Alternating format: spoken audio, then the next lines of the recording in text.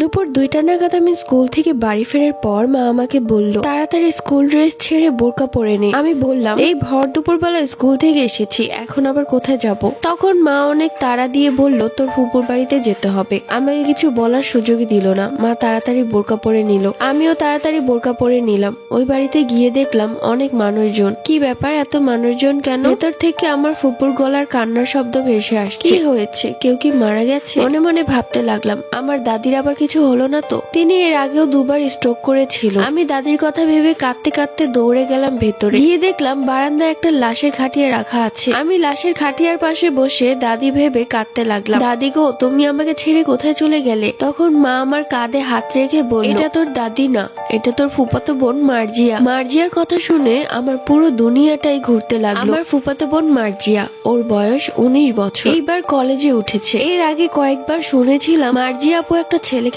ভালোবাসে, আর সেই ছেলের বিষয়টাই ফ্যামিলিতে জানাজানি হয়েছে। এই জন্য আমার মাও একবার এ বাড়িতে এসে ওকে বুঝিয়ে গেছে। তাহলে হঠাৎ কি হলো যে ও দুনিয়া ছেড়ে চলে গেল? আমি দৌড়ে গেলাম ঘরে, দেখলাম ফুপু মাটিতে গড়াগড়ি করে কান্না করছে। দুজন মহিলা তাকে সামলাতেই পারছে না। ফুপুর কান্না দেখে আমারও কান্না পেল। আমি ফুপুর কাছে গিয়ে বসে ফুপুকে জড়িয়ে ধরে বললাম, কি হয়েছে ফুপু, মার্জি আপু আমাদেরকে ছেড়ে কেন চলে গেল? কিন্তু কেউই কিছু বলছিল না। এরপর মার্জি আপুকে দাফন করা হলো। আমি সারা দিন ভাবতে লাগলাম, কি জন্য মার্জি আপু এমন একটা পদক্ষেপ নিয়েছে? এত সুন্দর একটা জীবন কেন সে শেষ করে দিল?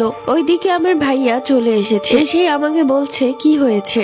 আমি তাকে কিছুই বলতে পারলাম না, কেননা আমি নিজেই তো জানি না। এরপর ভাইয়া মায়ের থেকে চাবি নিয়ে বাসা যাবে। আমি মাকে বললাম আমিও চলে যাই, আমার এখানে ভালো লাগছে না। এরপর ভাইয়া আর আমি বাসায় চলে আসি। আসার পথে ভাইয়া আমাকে বারবার বলছিল, কি হয়েছে রে, ও কেন আত্মহত্যা করলো? আমি বললাম যে আমি অনেক জিজ্ঞেস করেছি, কেউ কিছুই বলেনি। আমার মনে হয় সেই ছেলেটির জন্য। তো যাই হোক, ভাইয়ার সাথে কথা বলতে বলতে বাড়িতে চলে আসি। বাড়িতে এসে বারবার মার্জি আপুর মুখটাই ভাসছিল। কি সুন্দর হাসি খুশি মেয়েটা, সাদা কাফনে মোড়ানো। পরের দিন সকালবেলা মা চলে এলো। এরপর মা আমাকে বলতে শুরু করলো, মার্জিয়া যে ছেলেকে ভালোবাসতো সেই ছেলেটা খুব খারাপ ছিল। এই নিয়ে আমরা ওকে অনেকবার বুঝিয়েছি যে সেই ছেলের সাথে মিশতে না, কিন্তু মার্জিয়া আমাদের কারো কথা শোনেনি। মার্জিয়া মরে যাওয়ার 2 দিন আগের ঘটনা। ওই ছেলেটা ওকে অনেক ভুলিয়ে ভালিয়ে ওর বাড়ি থেকে স্বর্ণ গহনা নিয়ে যেতে বলে, আর সেই ছেলেটা বলে যে মার্জিয়াকে বিয়ে করবে। মার্জিয়াও বাড়ি থেকে স্বর্ণ গহনা যা পারে সবকিছুই নিয়ে নেয় এবং সেই ছেলেটির হাত ধরে চলে যায়। মাঝপথে সেই ছেলেটি মার্জিয়া থেকে সব স্বর্ণ গয়নার টাকা পয়সা নিয়ে মার্জিয়াকে একা করে রেখে চলে যায়। মার্জিয়া সে শোক সামলাতে না পেরে বাড়িতে এসে কাউকে কিছু না বলে আত্মহত্যা করে। এরপর থানায় মামলা করা হয়েছে এবং সেই ছেলেকেও ধরা হয়েছে।